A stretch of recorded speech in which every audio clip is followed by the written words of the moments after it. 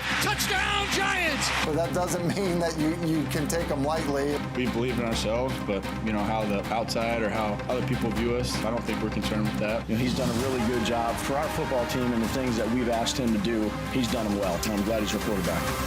They may be the story of the young season so far. Giants 27, Packers 22. Keyshawn J. Willimax, ESPN Radio, Sirius XM Channel 80. If you have a phone in your pocket right now, you're like, damn, I want to hear these guys, but I'm not in the car. I got to get out of the car. Just go to the ESPN app. Click it. Now you'll see more on the lower right-hand corner. Hit that. Scroll down to listen live. If you have a phone in your pocket, you can hear us anywhere live. Now, and we're presented by Progressive Insurance. Look, they're in London, first of all. Funky things can happen, right? Yo, chum. What's that? Oh, yeah. I didn't. Good day there, Mike. King's English. Funky things can happen overseas. No one really has a home game, et cetera, et cetera.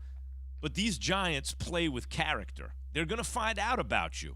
And the Packers came up short. So I got to ask. But the Green Bay Packers fan base is strong in London. Yeah. Mm-hmm. Yeah. Oh, you can see it. Cheeseheads was out. Yes. Yeah. Good cheese over there too, by the way. Yeah, that's right. Key knows about food all around the world.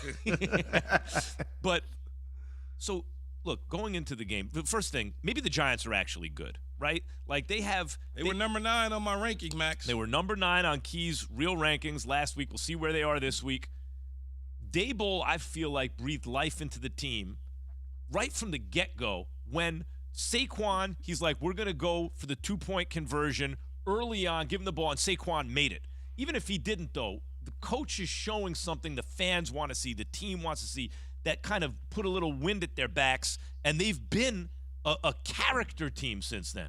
Yeah, but they became alive when they hired him. Yeah. All of a sudden, as soon as they got the hire, right. And I was telling you the whole time when they were talking about Daboll as a candidate, I'm like, that's the dude right there. You want to try to get a young quarterback to develop to some degree, then he's the new quarterback guy, clearly. And so whenever you have a coach that somebody believes in, his press conference alone, you could just the way he looks. I mean, I'm not beating up on Joe Judge, but it's not the same. It rings true as soon as he opens his mouth. Presence that when somebody walk in the building, and you know that, Harry, you're like, oh, I could fool with him. He's the guy. So we're going to get to the Giants a little bit later, and Daboll and the whole thing, and Daniel Jones, who's showing me something. He's turning my head around.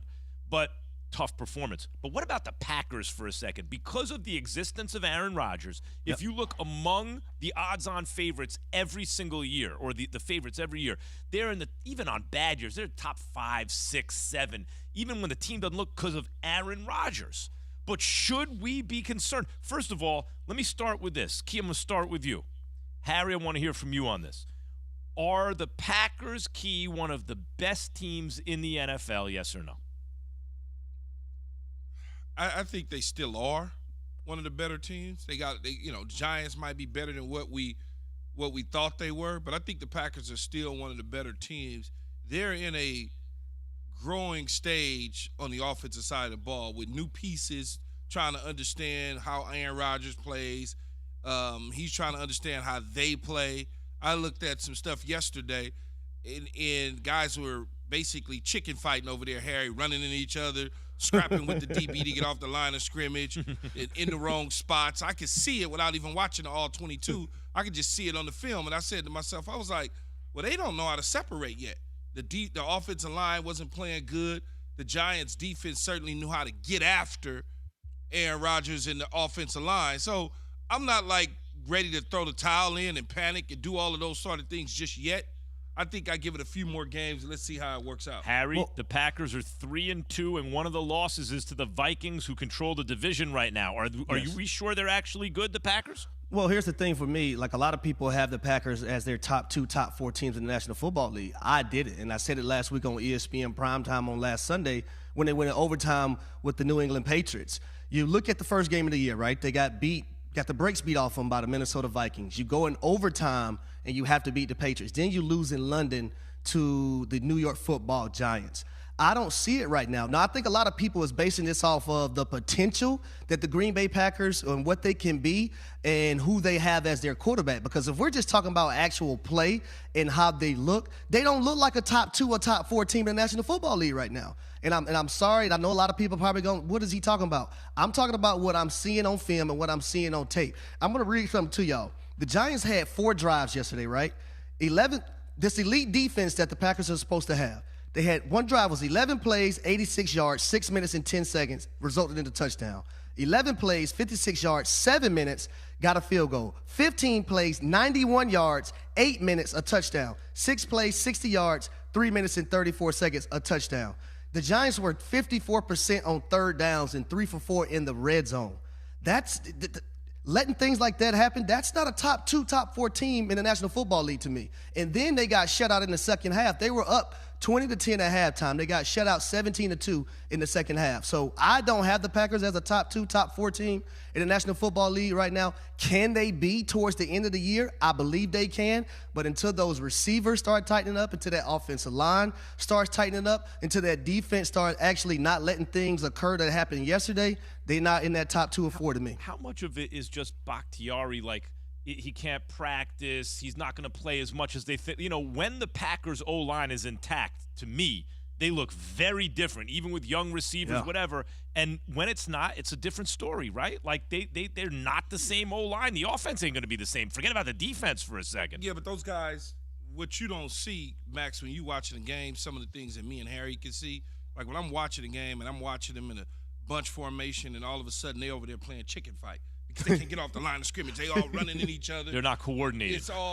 It doesn't look good. So now Aaron Rodgers has to get off of them because he sees it, then get to something else. By the time he get to the something else, that's not open. He's holding the ball, so now he's flustered. I mean, it takes time. And I'm with Harry. I don't know that they're a top 4 team right now, but they certainly aren't at the bottom. Even that completion to Lazard where he was in, but initially they called it incomplete because he was out, but he actually dragged his feet. Oh, yeah. Even that play, you could see Rodgers like, well, no one's where they're supposed to be until finally he makes something happen. They don't look coordinated right now. Well, I'll even say this, though, Max. I'm accustomed to seeing Aaron Rodgers versus a cover 0. He was going to throw a back shoulder fade to Alan Lazard on that last play, 4th down. I'm used to him going to Randall Cobb on a corner route or something, or having a little pick play go on. So you could just see the play calling is drastically changing because of the lack of the production at the wide receiver position.